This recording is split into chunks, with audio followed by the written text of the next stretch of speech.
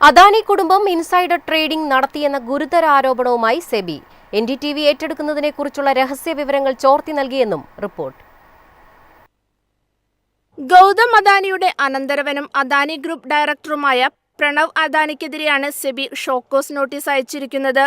പ്രണവ് അദാനി തന്റെ ബന്ധുക്കളായ കുനാൽ ഷാ, നൃപാൽ ഷാ, ധൻപാൽ ഷാ എന്നിവർക്ക് എൻഡിടിവി ഏറ്റെടുക്കുന്നതിനെക്കുറിച്ചുള്ള രഹസ്യ വിവരങ്ങൾ ചോർത്തി നൽകിയെന്നാണ് സെബിയുടെ കണ്ടെത്തൽ. 2022 ഓഗസ്റ്റിലാണ് അദാനി ഗ്രൂപ്പ് എൻഡിടിവി ഏറ്റെടുക്കുമെന്ന് പ്രഖ്യാപിക്കുന്നത്. എന്നാൽ ഈ പ്രഖ്യാപനം പുറത്തുവരുന്നതിനു മുമ്പ് തന്നെ പ്രണവ് അദാനിയും ബന്ധുക്കളും തമ്മിൽ നിരന്തരമായ ഫോൺ കോളുകൾ കൈമാറിയതായി സെബി നിരീക്ഷിച്ചു. ഈ വിവരങ്ങൾ ഉപയോഗിച്ച് ഇവർ എൻഡിടിവി ഓഹരികൾ വൻതോതിൽ വാരിക്കൂട്ടി. സെബിയുടെ കണക്കനുസരിച്ച് കുനാൽ ഷാ മാത്രം ഏകദേശം 78,000 ഓഹരികളാണ് വാങ്ങിക്കൂട്ടിയത്. ഒരു ദിവസം വിപണിയിൽ നടന്ന ആകെ എൻഡിടിവി വ്യാപാരത്തിന്റെ 9% ഇദ്ദേഹമായിരുന്നു നടത്തിയത്.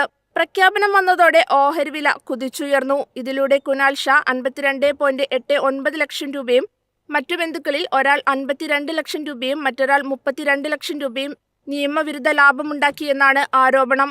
സെബിയുടെ നടപടി ലിസ്റ്റ് ചെയ്ത ഒരു കമ്പനിയുടെ വിലയെ ബാധിക്കുന്ന രഹസ്യ വിവരങ്ങൾ പുറത്തുവിടുന്നതും അത് ഉപയോഗിച്ച് ലാഭമുണ്ടാക്കുന്നതും ഇൻസൈഡർ ട്രേഡിംഗ് നിയമപ്രകാരം കുറ്റകരമാണ്.